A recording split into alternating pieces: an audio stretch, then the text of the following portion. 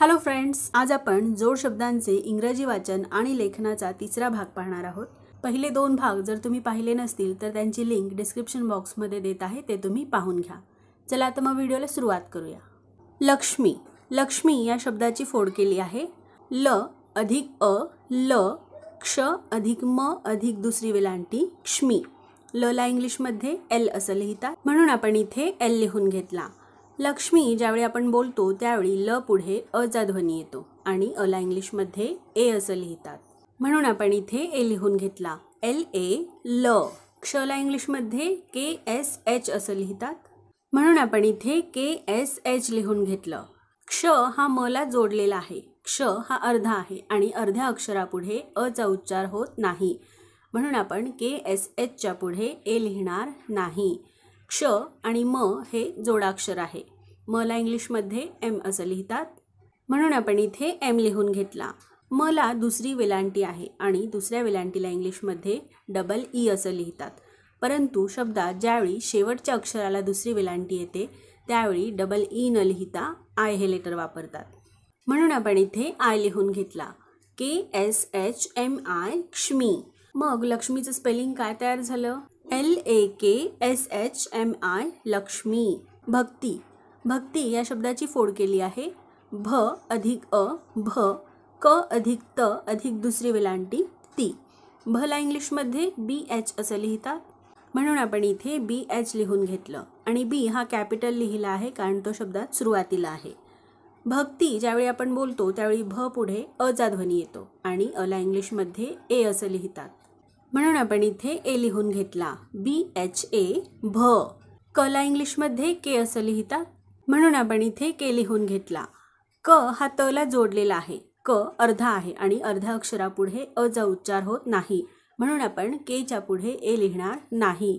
क ला त जोडलेला आहे आणि त ला इंग्लिशमध्ये टी असं लिहितात, म्हणून आपण इथे टी लिहून घेतला। त ला दुसरी वेलांटी आहे आणि दुसऱ्या वेलांटीला इंग्लिशमध्ये डबल ई असं लिहितात, परंतु जसं की मी सांगितलं शब्दात ज्यावेळी शेवटच्या अक्षराला दुसरी वेलांटी येते त्यावेळी डबल ई न लिहिता फक्त आय हे लेटर वापरतात, म्हणून आपण इथे आय लिहून घेतला के टी आय ती। मग भक्तीचं स्पेलिंग काय तयार झालं? B H A K T I भक्ती। सरस्वती, सरस्वती या शब्दाची फोड केली आहे स अधिक अ स र अधिक अ र स अधिक व अधिक अ स्व त अधिक दुसरी वेलांटी ती सरस्वती।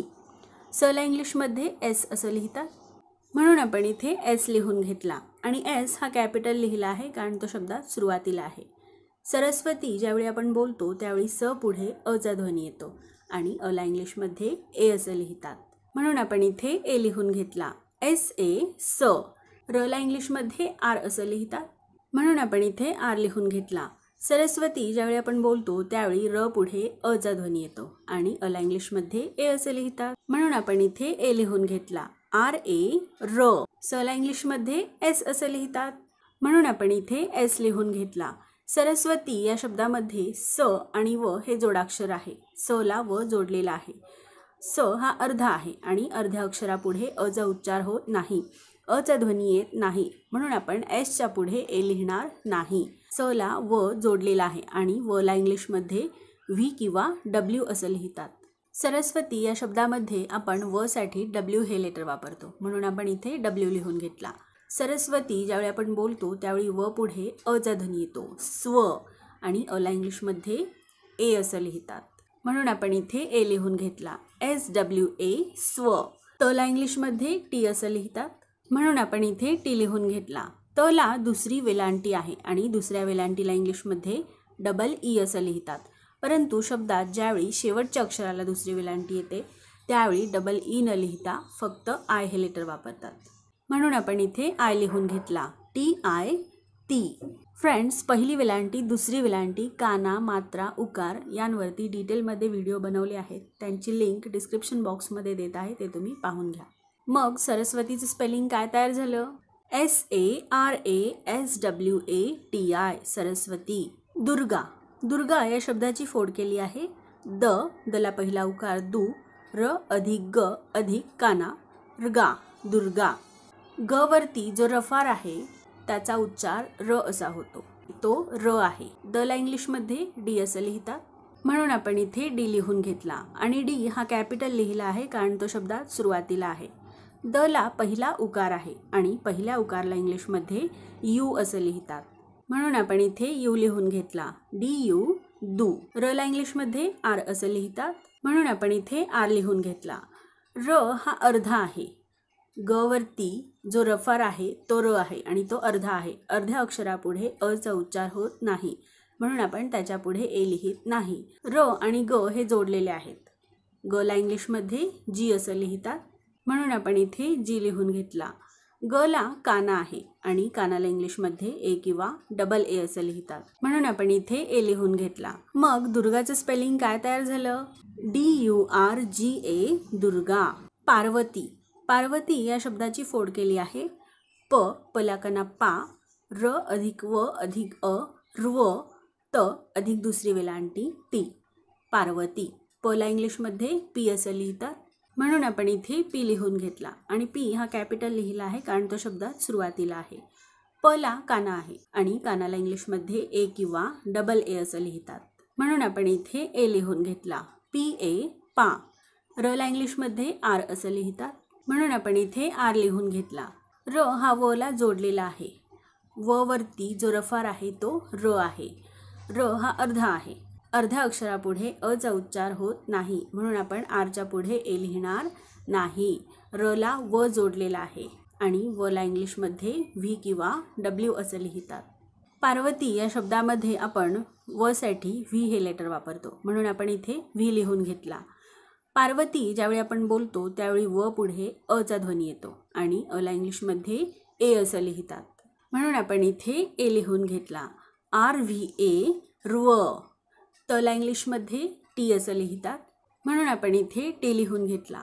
त ला दुसरी वेलांटी आहे आणि दुसऱ्या वेलांटीला इंग्लिशमध्ये डबल ई असं लिहितात, परंतु ज्यावेळी शब्दात शेवटच्या अक्षराला दुसरी वेलांटी येते त्यावेळी डबल ई न लिहिता आपण आय हे लेटर वापरतो. पार्वती या शब्दामध्ये त हा शेवटी आहे आणि शेवटच्या अक्षराला दुसरी वेलांटी आहे, म्हणून आपण डबल ई न लिहिता आय हे लेटर वापरणार आहोत.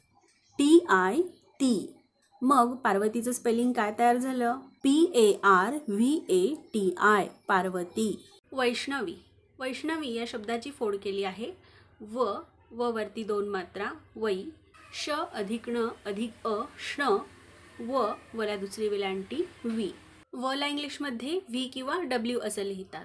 वैष्णवी या शब्दामध्ये आपण व साठी व्ही हे लेटर वापरतो, म्हणून आपण इथे व्ही लिहून घेतला. व वरती दोन मात्रा आहेत आणि दोन मात्राला इंग्लिशमध्ये AI असं लिहितात, म्हणून आपण इथे AI लिहून घेतलं. AII VAI वै. श ला इंग्लिशमध्ये SH असं लिहितात, म्हणून आपण इथे SH लिहून घेतलं. श हा अर्धा आहे आणि अर्ध्या अक्षरापुढे अचा उच्चार होत नाही, म्हणून आपण SHच्या पुढे ए लिहिणार नाही. श ला न जोडलेला आहे आणि न ला इंग्लिशमध्ये N असं लिहितात, म्हणून आपण इथे N लिहून घेतला.